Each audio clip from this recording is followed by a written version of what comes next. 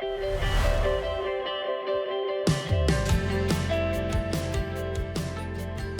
name's Ben Kinney. I'm publisher of Business North Carolina Magazine. And for those of you that may not be familiar with our magazine, we're a 41-year-old business publication. We've been telling the story of business and the people who make up our economy for 40 years. Businesses are leading the way.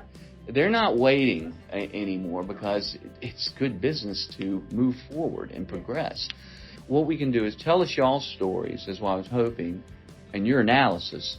Tell us your stories about what you're doing at your company, what you're doing at your organization to our readers.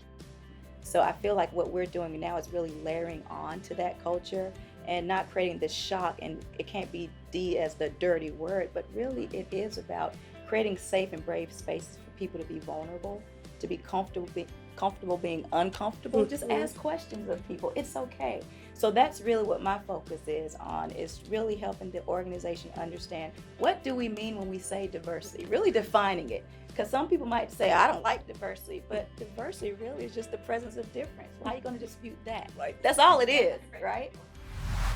You know, it just strikes me that we've been on a journey, an evolution, at least for the last 30 years, where we've been thinking about this issue, and yet I agree that 2020 was a remarkable inflection point that in some ways caused all of us to stop and say, we've been on this journey, but how much progress have we made? And what would it take to actually accomplish the things we say we want? So I'm a lawyer by training.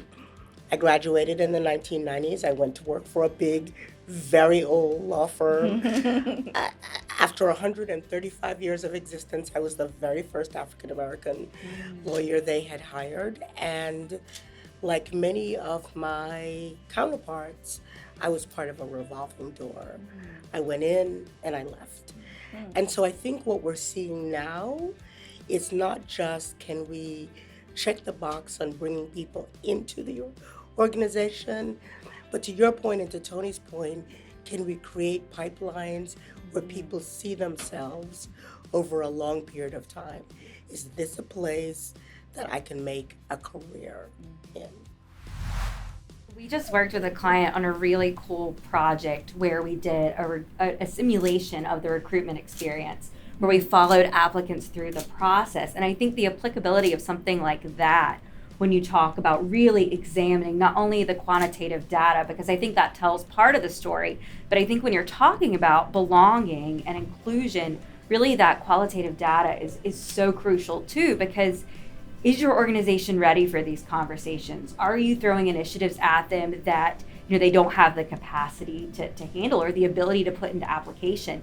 So I think all of those things are really important, and I love real hands-on understanding what is the employee experience, and our tools to do that are getting better every single day. So it's exciting to be in this group where you're able to put those into practice. I hear a lot of talk like, we have this many number of this diverse people, and I think a lot of lawyers, when they hear that, red flags go up for all kinds of different Title VII issues. Right. But what we've been really focusing on is the consideration aspect. So Smith Anderson is part of a cohort of Mansfield certification, and in that process, it requires us to consider at least 30% diverse candidates. Now, that doesn't mean necessarily the diverse person is going to for sure get that role, but at least that puts that person in the mix. And so we can say, like, we are considering everybody. We're looking at the best slate of candidates. And I think a lot of not only diverse lawyers, but non-diverse lawyers have really gotten behind that. And as another part of the Mansfield certification, we have to draft transparent job description and transparent path to leadership. I think that also really helps, because often diverse people say, how do I get from point A to point B? And we're like, this is exactly how you get from point A to point B. And I think having that opportunity to be considered for leadership roles, to be considered as candidates, really, and with the transparent description, all three of those aspects really help that diverse candidate to succeed, but also we can measure it. So we know who we're considering and who we're looking at as our different candidates. Yeah, that's where I see a big issue that needs to be addressed, is the focus on inclusion, because it's really not all about diversity, right? Is everyone allowed to participate, paid, promoted, And I also throw in there accessibility and neurodiversity are also current focus areas for us. So it is about inclusion. I always say, diversity is about the numbers, right, and getting the right mix, and because we have to have that, right. But inclusion is really about how do you make those numbers count once you have them in the organization, right? Mm-hmm. So that's one of the areas that we're really focusing on, is that inclusion and create. And we use the word courageous leaders, and it starts with inclusion.